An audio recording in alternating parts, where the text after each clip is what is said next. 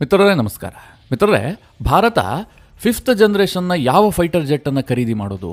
ಅಮೆರಿಕದ F-35 ಅಥವಾ Russia ಕೊಡ್ತೀನಿ ಅಂತ ಹೇಳ್ತಾ ಇದೆಯಲ್ಲ ಸುಕೋಯ್ Su-57 ಇದನ್ನು ಖರೀದಿ ಮಾಡೋದಾ? ಯಾವುದು ನಮ್ಮ ಆಯ್ಕೆ ಆಗಿರಬೇಕು ಅನ್ನುವಂಥ ಗೊಂದಲದಲ್ಲಿದೆ. ಇದರ ನಡುವೆ ಅಮೆರಿಕದ ಅಧ್ಯಕ್ಷ ಡೊನಾಲ್ಡ್ ಟ್ರಂಪ್ ಒಂದು ಮಹತ್ವದ ಘೋಷಣೆ ಮಾಡಿದ್ದಾರೆ. ಅದೇನು ಕೇಳಿದ್ರೆ, ವಿಶ್ವದ ಮೊಟ್ಟ ಮೊದಲ ಅತ್ಯಂತ ಶಕ್ತಿಶಾಲಿಯಾದಂತಹ 6th ಜನರೇಷನ್ ಫೈಟರ್ ಜೆಟ್ಟನ್ನು ಅಮೆರಿಕ ರೆಡಿ ಮಾಡಿದೆ.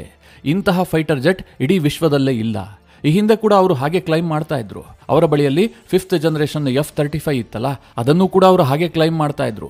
ನಮ್ಮ F-35ಗೆ ಸರಿಸಮವಾದ ಇನ್ನೊಂದು ಫೈಟರ್ ಜೆಟ್ ಇಲ್ಲ ಅಂತ. ಅಂದರೆ ರಷ್ಯಾದ Su-57 ಅನ್ನು ಕೂಡ ಅವರು ಒಪ್ಕೊಂಡಿರಲಿಲ್ಲ. ಚೈನಾದ ಬಳಿಯಲ್ಲಿ 2 5th ಜನರೇಷನ್ನ ಯುದ್ಧ ವಿಮಾನಗಳಿದ್ರೂ ಕೂಡ ಅದು ನಮ್ಮ ಫೈಟರ್ ಜೆಟ್ಗೆ ಸರಿಸಮ ಅಲ್ಲ ಅಂತ ಅಮೆರಿಕ ಹೇಳ್ಕೊಳ್ತಾ ಇತ್ತು. ಆದರೆ ಟ್ರಂಪ್ ಈಗ ಒಂದು ಮಹತ್ವದ ಘೋಷಣೆ ಮಾಡಿದ್ದಾರೆ. ನಾವು 6th ಜನರೇಷನ್ ಫೈಟರ್ ಜೆಟ್ ಅನ್ನು ರೆಡಿ ಮಾಡಿಬಿಟ್ಟಿದ್ದೀವಿ. ಟ್ರಂಪ್ ಅವರ ಈ ಘೋಷಣೆ ಒಂದು ರೀತಿಯಲ್ಲಿ ಚೈನಾಗೆ ಮತ್ತು ರಷ್ಯಾಗೆ ದೊಡ್ಡ ಆತಂಕಕಾರಿಯಾದಂತಹ ವಿಚಾರ. ಚೈನಾ ಮತ್ತು ರಷ್ಯಾವನ್ನ ಪ್ರೆಷರ್ ಕುಕ್ಕರ್ಗೆ ಟ್ರಂಪ್ ಹಾಕಿದ್ದಾರೆ ಅಂತಂದ್ರೆ ತಪ್ಪಾಗ್ಲಿಕ್ಕಿಲ್ಲ. ಟ್ರಂಪ್ ಕೇವಲ 6th ಜನರೇಷನ್ ಫೈಟರ್ ಜೆಟ್ ಅನ್ನು ಅಮೆರಿಕ ಹೊಂದಿದೆ ಅಂತ ಮಾತ್ರ ಘೋಷಣೆ ಮಾಡಿಲ್ಲ, ಬದಲಾಗಿ ತನ್ನ ಮಿತ್ರ ದೇಶಗಳಿಗೆ ಆಫರ್ ಅನ್ನು ಕೂಡ ಕೊಟ್ಟಿದ್ದಾರೆ. ನಾವು ಈ 6th ಜನರೇಷನ್ ಏರ್ಕ್ರಾಫ್ಟ್ಗಳನ್ನು ನಾವು ಮಾತ್ರ ಇಟ್ಕೊಳ್ಳೋದಿಲ್ಲ, ಬೇಕಾದರೆ ನಮ್ಮ ಮಿತ್ರ ದೇಶಗಳಿಗೆ ಮಾರಾಟ ಮಾಡೋದಕ್ಕೆ ಸಿದ್ಧ ಇದ್ದೀವಿ. ಅಂದರೆ ಭಾರತಕ್ಕೂ ಓಪನ್ ಆಫರ್, ಜೊತೆಗೆ ನ್ಯಾಟೋ ದೇಶಗಳಿಗೂ ಕೂಡ ಓಪನ್ ಆಫರ್ ಅನ್ನು ಟ್ರಂಪ್ ಕೊಟ್ಟಿದ್ದಾರೆ. ಇಲ್ಲಿ ಗಮನಿಸಬೇಕಾದ ಅಂಶ ಏನು ಗೊತ್ತಾ? ಟ್ರಂಪ್ ಕೇವಲ ಓಪನ್ ಆಫರ್ ಕೊಟ್ಟಿದ್ರೆ ಇವತ್ತು ವಿಶ್ವದಲ್ಲಿ ಅಷ್ಟು ದೊಡ್ಡ ಸುದ್ದಿ ಆಗ್ತಾ ಇರಲಿಲ್ಲ. ಆದರೆ ಅದಕ್ಕೊಂದು ಕಂಡೀಷನ್ ಹಾಕಿದ್ದಾರೆ. ಅಮೆರಿಕ ಏನೋ ಈ ಫೈಟರ್ ಜೆಟ್ ಅನ್ನ ಮಾರಾಟ ಮಾಡೋದಕ್ಕೆ ಸಿದ್ಧ ಇದೆ, ಕೆಲವೊಂದಷ್ಟು ನಿಬಂಧನೆಗಳಿದೆ ಹೀಗಂತ ಟ್ರಂಪ್ ಹೇಳಿದ್ದಾರೆ. ಮಿತ್ರರೇ, ಯಾವಾಗ ಟ್ರಂಪ್ ಬಾಯಲ್ಲಿ ಆ ನಿಬಂಧನೆಗಳು ಬಂದ್ವೋ ಆಗ ಅಮೆರಿಕದ ನಿಜ ಬಣ್ಣ ಬಯಲಾಗಿದೆ. ಹಿಂದಿನಿಂದಲೂ ಕೂಡ ಈ F-35 ಬಗ್ಗೆ ಒಂದು ಅನುಮಾನ ಇತ್ತು. ಯಾವೆಲ್ಲ ಮಿತ್ರ ದೇಶಗಳು ಕೊಂಡ್ಕೊಂಡು ಇಟ್ಕೊಂಡಿದ್ದಾವಲ್ಲ ಅವರೆಲ್ಲರಿಗೂ ಕೂಡ ದೊಡ್ಡ ಮಟ್ಟದಲ್ಲಿ ಅನುಮಾನ ಕಾಡ್ತಾ ಇತ್ತು. ಈ ಅನುಮಾನವನ್ನ ಟ್ರಂಪ್ ಅವರು ಈಗ ನಿಜ ಮಾಡಿದ್ದಾರೆ. ಮಿತ್ರರೇ, ಟ್ರಂಪ್ ಅವರ ಈ ಘೋಷಣೆಯೇ ಬಹಳ ಇಂಟ್ರೆಸ್ಟಿಂಗ್ ಆಗಿದೆ. ನಿಮಗೆ ಈ ವಿಡಿಯೋದಲ್ಲಿ ಈ 6th ಜನರೇಷನ್ ಫೈಟರ್ ಜೆಟ್ ನ ಮಹತ್ವಗಳೇನು, ಯಾವ ಕಂಪನಿ ಇದನ್ನ ರೆಡಿ ಮಾಡಿದೆ, ಇದರ ಸಾಮರ್ಥ್ಯ ಎಷ್ಟಿದೆ, ಇದನ್ನ ಟ್ರಂಪ್ ಮಾರಾಟ ಮಾಡ್ತೀನಿ ಅಂತ ಹೇಳ್ತಾ ಇದಾರಲ್ಲ ಅದಕ್ಕೆ ಹಾಕದಂತಹ ನಿಬಂಧನೆಗಳೇನು, ಭಾರತ ಏನಾದರೂ ಇದನ್ನ ಖರೀದಿ ಮಾಡುವಂತಹ ಸಾಧ್ಯತೆಗಳಿದೆಯಾ? ಭಾರತ ಇನ್ನೂ ಕೂಡ 4.5 ಜನರೇಷನ್ ನಲ್ಲಿದೆ. ನಾವು 5th ಜನರೇಷನ್ ನ ಬಗ್ಗೆ ಯೋಚನೆ ಮಾಡ್ತಾ ಇದ್ದೀವಿ. ಈಗ ಅಮೆರಿಕ 6th ಜನರೇಷನ್ ನ ಫೈಟರ್ ಜೆಟ್ ಅನ್ನೇ ಆಫರ್ ಮಾಡ್ತಿರುವಂತಹ ಸಂದರ್ಭದಲ್ಲಿ ನಾವು 5th ಜನರೇಷನ್ ನ ಸ್ಕಿಪ್ ಮಾಡಿ ನೇರವಾಗಿ 6th ಜನರೇಷನ್ ಫೈಟರ್ ಜೆಟ್ ಅನ್ನ ಭಾರತ ಖರೀದಿ ಮಾಡುತ್ತಾ? ಈ ಎಲ್ಲ ಪ್ರಶ್ನೆಗಳಿಗೂ ಕೂಡ ಈ ವಿಡಿಯೋದಲ್ಲಿ ನಿಮಗೆ ಡೀಟೇಲ್ ಆಗಿ ಉತ್ತರ ಕೊಡುವಂತಹ ಪ್ರಯತ್ನ ಮಾಡ್ತೀನಿ. ನೀವು ಈ ವಿಡಿಯೋನ ಕೊನೆವರೆಗೂ ಮಿಸ್ ಮಾಡದೆ ನೋಡಿ. ಮಿತ್ರರೇ, ಟ್ರಂಪ್ ಒಂದು ಪ್ರೆಸ್ ಮೀಟ್ ಮಾಡಿ ಅಮೆರಿಕ 6th ಜನರೇಷನ್ ನ ಯುದ್ಧ ವಿಮಾನವನ್ನು ಹೊಂದಿದೆ ಹೀಗಂತ ಘೋಷಣೆ ಮಾಡ್ತಾರೆ. ಅಮೆರಿಕ 6th ಜನರೇಷನ್ ಯುದ್ಧ ವಿಮಾನವನ್ನು ರೆಡಿ ಮಾಡ್ತಾ ಇದೆ, ಅದೀಗಾಗಲೇ ಫ್ಲೈಯಿಂಗ್ ಕಂಡೀಷನ್ಗೆ ಬಂದಿದೆ ಎನ್ನುವಂತ ಮಾಹಿತಿಗಳು ಎಲ್ಲ ಕಡೆ ಸದ್ದು ಮಾಡ್ತಾ ಇತ್ತು. ಅದರಲ್ಲೇನು ಹೊಸತಿರಲಿಲ್ಲ. ಆದರೆ ಟ್ರಂಪ್ ಏಕಾಏಕಿಯಾಗಿ ನಾವು 6th ಜನರೇಷನ್ ಯುದ್ಧ ವಿಮಾನವನ್ನು ರೆಡಿ ಮಾಡಿಬಿಟ್ಟಿದ್ದೀವಿ, ಆ ಯುದ್ಧ ವಿಮಾನಗಳು ನಮ್ಮ ಏರ್ ಫೋರ್ಸ್ ಬಳಸುವ ಹಂತಕ್ಕೆ ಸಿದ್ಧವಾಗಿದೆ ಅಂತ ಟ್ರಂಪ್ ಘೋಷಣೆ ಮಾಡ್ತಾರೆ. ಅದಕ್ಕೊಂದು ನಾಮಕರಣವನ್ನು ಕೂಡ ಮಾಡಲಾಗಿದೆ. ಅದರ ಹೆಸರೇ F-47 ಅಂತ. ಈಗಾಗಲೇ ಅಮೆರಿಕ ಬಳಿಯಲ್ಲಿ F-35 ಇತ್ತು, ಅದೇ ಅವರ ಬಳಿಯಲ್ಲಿದ್ದಂತಹ ಅತ್ಯಾಧುನಿಕವಾದಂತಹ ಯುದ್ಧ ವಿಮಾನ. ಈಗ ಅಮೆರಿಕ 6th ಜನರೇಷನ್ನ F-47 ಅನ್ನು ರೆಡಿ ಮಾಡಿದೆ. ಆದರೆ ಇಷ್ಟು ದಿನ ಅಮೆರಿಕದಲ್ಲಿ ಈ ಯುದ್ಧ ವಿಮಾನಗಳನ್ನು ತಯಾರು ಮಾಡ್ತಾ ಇದ್ದಿದ್ದು ಲಾಕ್ಹೀಡ್ ಮಾರ್ಟಿನ್. ಆದರೆ ಈ ಬಾರಿ ಮಾತ್ರ 6th ಜನರೇಷನ್ನ ಯುದ್ಧ ವಿಮಾನವನ್ನು ರೆಡಿ ಮಾಡ್ತಾ ಇರುವಂತಹದ್ದು ಬೋಯಿಂಗ್ ಕಂಪನಿ. ಬೋಯಿಂಗ್ ನಿಮಗೆಲ್ಲ ಗೊತ್ತು, ವಿಶ್ವದಲ್ಲಿರುವಂತಹ ಅತಿ ದೊಡ್ಡದಾದಂತಹ ವಿಮಾನ ತಯಾರಿಕಾ ಕಂಪನಿ. ಅದರ ಹೆಗಲಿಗೆ ಈ 6th ಜನರೇಷನ್ ಯುದ್ಧ ವಿಮಾನವನ್ನು ರೆಡಿ ಮಾಡುವಂತಹ, ಅದನ್ನು ತಯಾರು ಮಾಡುವಂತಹ ಹೊಣೆಗಾರಿಕೆಯನ್ನು ವಹಿಸಲಾಗಿದೆ. ಟ್ರಂಪ್ ಇದನ್ನು ಘೋಷಣೆ ಮಾಡಿದ್ದಾರೆ ಕೂಡ. ಅಮೆರಿಕದ ಈ F-47 6th generation fighter jet ಏನಿದೆ, ಇದರ ಸಾಮರ್ಥ್ಯವನ್ನು ನೋಡೋದಾದ್ರೆ 5th ಜನರೇಷನ್ ನಲ್ಲಿರುವಂತಹ ಸ್ಟೆಲ್ತ್ ಸಾಮರ್ಥ್ಯಕ್ಕಿಂತಲೂ ಕೂಡ ಈ 6th ಜನರೇಷನ್ ಸ್ಟೆಲ್ತ್ ಸಾಮರ್ಥ್ಯವನ್ನ ಸಿಕ್ಕಾಪಟ್ಟೆ ಜಾಸ್ತಿ ಮಾಡಲಾಗಿದೆ. ಈಗ ಅಮೆರಿಕದ ಬಳಿಯಲ್ಲಿ F-35 ಇದೆಯಲ್ಲ, ಇದೇ ಸ್ಟೆಲ್ತ್ ಸಾಮರ್ಥ್ಯವನ್ನ ಹೊಂದಿದೆ. ಈ ಯುದ್ಧ ವಿಮಾನ ಯಾವುದಾದ್ರೂ ಶತ್ರು ದೇಶಗಳ ವಾಯುಗಡಿಯನ್ನು ಪ್ರವೇಶ ಮಾಡಿದ್ರೆ ಆ ದೇಶದ ರೆಡಾರ್ಗೆ ಇದರ ಮಾಹಿತಿಯೇ ಸಿಗ್ತಾ ಇರಲಿಲ್ಲ. ಚಿಕ್ಕದಾದಂತಹ ಒಂದು ಡಾಟ್ ರೀತಿ ಕಾಣ್ತಾ ಇತ್ತು, ಏನೋ ಒಂದು ಹಕ್ಕಿ ಹಾರ್ತಾ ಇದೆಯೋ ಏನು ಅಂತ ಗೊತ್ತಾಗ್ತಾ ಇರಲಿಲ್ಲ. ಅಂತಹ ಸ್ಟೆಲ್ತ್ ಸಾಮರ್ಥ್ಯವನ್ನ F-35 ಹೊಂದಿತ್ತು. ಈಗ ಈ F-47 ಇದೆಯಲ್ಲ, ಅದಕ್ಕಿಂತಲೂ ಅಡ್ವಾನ್ಸ್ಡ್ ಆದಂತಹ ಸ್ಟೆಲ್ತ್ ಸಾಮರ್ಥ್ಯ ಹೊಂದಿದೆ. ಈ ಭೂಮಿ ಮೇಲಿರುವಂತಹ ಯಾವುದೇ ರೆಡಾರ್ಗಳು ಕೂಡ ಇದನ್ನ ಪತ್ತೆ ಹಚ್ಚೋದಕ್ಕೆ ಸಾಧ್ಯ ಇಲ್ಲ. ಅಂತಹ ಸ್ಟೆಲ್ತ್ ಸಾಮರ್ಥ್ಯವನ್ನ ಈ F-47ಗೆ ಅಳವಡಿಸಲಾಗಿದೆ. ಜೊತೆಗೆ ಈ F-35ಗೆ ಒಂದಷ್ಟು ನ್ಯೂನತೆಗಳಿತ್ತು. ಆ ನ್ಯೂನತೆಗಳನ್ನೆಲ್ಲ ಈ F-47 ನಲ್ಲಿ ಹೋಗಲಾಡಿಸಲಾಗಿದೆ. ಮೊದಲನೇದಾಗಿ ಏನು ಕೇಳಿದ್ರೆ, ಈ F-35ನ ಮೇಂಟೆನೆನ್ಸೇ ಸಿಕ್ಕಾಪಟ್ಟೆ ಜಾಸ್ತಿ ಇತ್ತು. ಅದನ್ನು ಸಾಮಾನ್ಯದ ದೇಶಗಳು ಇಟ್ಕೊಂಡು ಮೇಂಟೈನ್ ಮಾಡೋದಕ್ಕೆ ಸಾಧ್ಯ ಆಗ್ತಾ ಇರಲಿಲ್ಲ. ಆದರೆ ಈ F-47 ಅನ್ನು ಯಾವ ರೀತಿಯಾಗಿ ಡಿಸೈನ್ ಮಾಡಲಾಗಿದೆ ಅಂತಂದ್ರೆ, ಇದನ್ನ ಕಡಿಮೆ ಹಣದಲ್ಲಿ ಮೇಂಟೈನ್ ಮಾಡಬಹುದು, ಆ ರೀತಿಯಾಗಿ ಇದನ್ನು ಡಿಸೈನ್ ಮಾಡಲಾಗಿದೆ. ಇದರಲ್ಲಿ ಹೆಚ್ಚಾಗಿ AI ತಂತ್ರಜ್ಞಾನವನ್ನು ಅಳವಡಿಸಲಾಗಿದೆ. ಈ ಕಾರಣದಿಂದಾಗಿ ನೀವು ಇದಕ್ಕೆ ಹೆಚ್ಚಿನ ಸಿಬ್ಬಂದಿಗಳನ್ನು ನಿಯೋಜನೆ ಮಾಡಬೇಕಾದಂತಹ ಅವಶ್ಯಕತೆ ಇಲ್ಲ. ಕಡಿಮೆ ಜನರೇ ಇದನ್ನ ಮೇಂಟೈನ್ ಮಾಡಬಹುದು.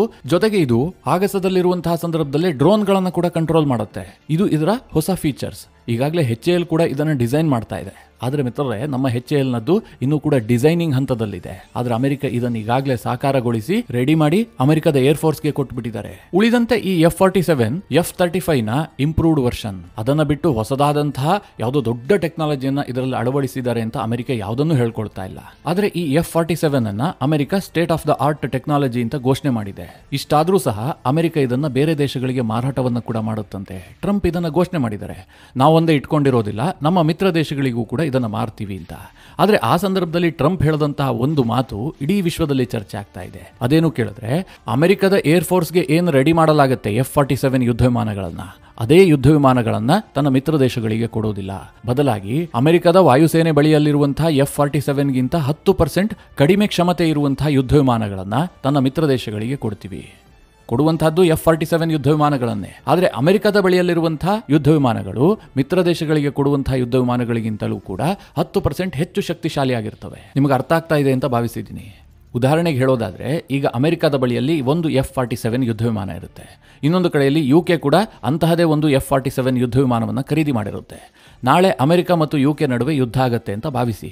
ಆ ಸಂದರ್ಭದಲ್ಲಿ UK ಕೂಡ ಅದೇ F-47 ಯುದ್ಧ ವಿಮಾನಗಳನ್ನು ಯುದ್ಧಕ್ಕೆ ಬಳಸುತ್ತೆ, ಅಮೆರಿಕ ಕೂಡ ಅದೇ F-47 ಯುದ್ಧ ವಿಮಾನವನ್ನು ಕೂಡ ಯುದ್ಧಕ್ಕೆ ಬಳಸುತ್ತೆ. ಅಂತಹ ಸಂದರ್ಭದಲ್ಲಿ UKಯ F-47 ಯುದ್ಧ ವಿಮಾನವನ್ನು ಅಮೆರಿಕದ F-47 ಯುದ್ಧ ವಿಮಾನ ಹೊಡೆದಾಕತ್ತೆ. ಯಾಕೆ ಕೇಳಿದ್ರೆ, UKಗೆ ಕೊಟ್ಟಿರುವಂತಹ F-47ಗಿಂತಲೂ ಕೂಡ ಅಮೆರಿಕದ F-47 ಯುದ್ಧ ವಿಮಾನ 10% ಹೆಚ್ಚು ಶಕ್ತಿಶಾಲಿಯಾಗಿರುತ್ತೆ. ಇದನ್ನ ನಾನು ಹೇಳ್ತಾ ಇಲ್ಲ ಮಿತ್ರರೇ, ಟ್ರಂಪ್ ಅವರೇ ಘೋಷಣೆ ಮಾಡಿದ್ದಾರೆ. ಅವ್ರೇನ್ ಹೇಳಿದ್ರು ಅಂತಂದ್ರೆ, ನಾವು ಇದನ್ನ ಮಿತ್ರ ದೇಶಗಳಿಗೂ ಕೂಡ ಕೊಡ್ತೀವಿ. ಭಾರತ ಕೇಳಿದ್ರೆ ಭಾರತಕ್ಕೂ ಕೊಡ್ತೀವಿ, UK ಕೇಳಿದ್ರೆ UKಗೂ ಕೊಡ್ತೀವಿ.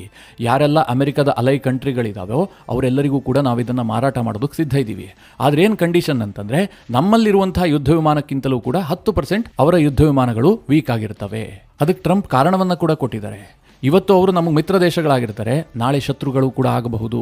ಹೀಗಾಗಿ ಅಮೆರಿಕ ಮುಂಜಾಗ್ರತಾ ಕ್ರಮವಾಗಿ ಈ ತೀರ್ಮಾನವನ್ನು ಕೈಗೊಂಡಿದೆ ಅಂತ ಟ್ರಂಪ್ ಘೋಷಣೆ ಮಾಡ್ತಾರೆ. ಮಿತ್ರರೇ, ಟ್ರಂಪ್ ಯಾವಾಗ ಈ ಘೋಷಣೆಯನ್ನ ಮಾಡಿದ್ರು, ತಕ್ಷಣ ಪಕ್ಕದಲ್ಲಿದ್ದಂತಹ ಅಧಿಕಾರಿಗಳ ಮುಖ ಸಪ್ಪಗಾಗ್ಬಿಡ್ತು.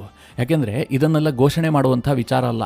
ಈ ವಿಚಾರವನ್ನ ಟ್ರಂಪ್ ಅವರ ಗಮನದಲ್ಲಿ ಇರಲಿ ಅಂತ ತಿಳಿಸಿರ್ತಾರೆ, ನಾವು ಈ ರೀತಿಯಾಗಿ ಪ್ಲಾನ್ ಮಾಡ್ಕೊಂಡಿದೀವಿ ಅಂತ. ಆದ್ರೆ ಟ್ರಂಪ್ ಇದನ್ನ ಮೀಡಿಯಾ ಮುಂದೆ ಬಹಿರಂಗವಾಗಿ ಘೋಷಣೆ ಮಾಡ್ಬಿಟ್ರು. ಈಗ ನಿಮಗೂ ಒಂದು ಪ್ರಶ್ನೆ ಬರ್ತಾ ಇರಬಹುದು, ಅಲ್ಲ ರೀ, ಅಮೆರಿಕನೇ ತಯಾರು ಮಾಡಿರುವಂತದ್ದು ಒಂದು 10% ವೀಕ್ ಮಾಡ್ಕೊಟ್ರೆ ಅದರಲ್ಲಿ ತಪ್ಪೇನಿದೆ? ಎಲ್ಲರಿಗಿಂತಲೂ ನಾನೇ ಸುಪೀರಿಯರ್ ಆಗಿರಬೇಕು ಅಂತ ಬಯಸೋದ್ರಲ್ಲಿ ತಪ್ಪೇನಿದೆ ಅಂತ ಕೆಲವರಿಗೆ ಅನಿಸ್ತಾ ಇರಬಹುದು. ವಿಚಾರ ಅದಲ್ಲ.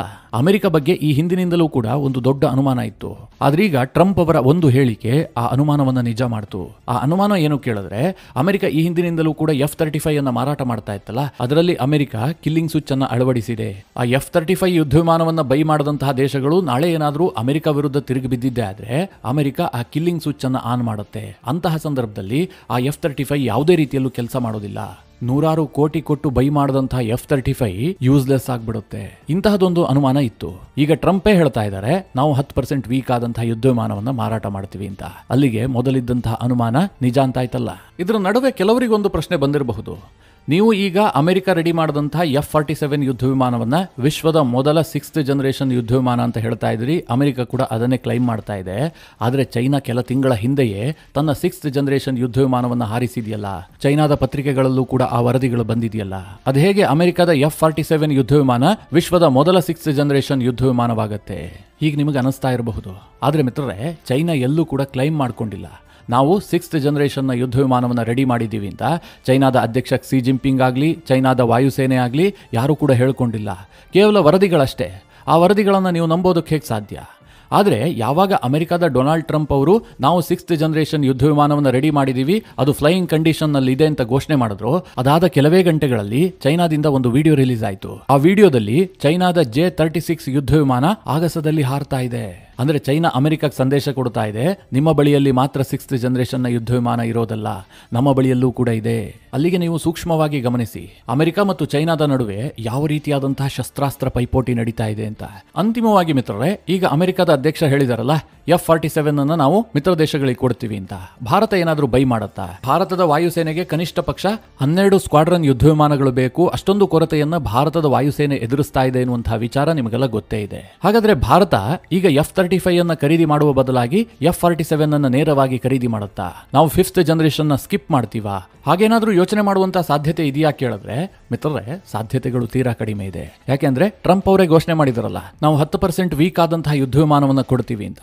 ಹೀಗಿರುವಂತಹ ಸಂದರ್ಭದಲ್ಲಿ ಭಾರತ ಅಂತಹ ಯುದ್ಧ ವಿಮಾನವನ್ನು ಯಾಕೆ ಖರೀದಿ ಮಾಡುತ್ತೆ ಹೇಳಿ? ಅದರ ಬದಲಾಗಿ ಭಾರತ ತನ್ನ ಆಮ್ಕಾ ಪ್ರಾಜೆಕ್ಟ್ಗೆ ಹೆಚ್ಚಿನ ಮಹತ್ವವನ್ನು ಕೊಡುತ್ತೆ.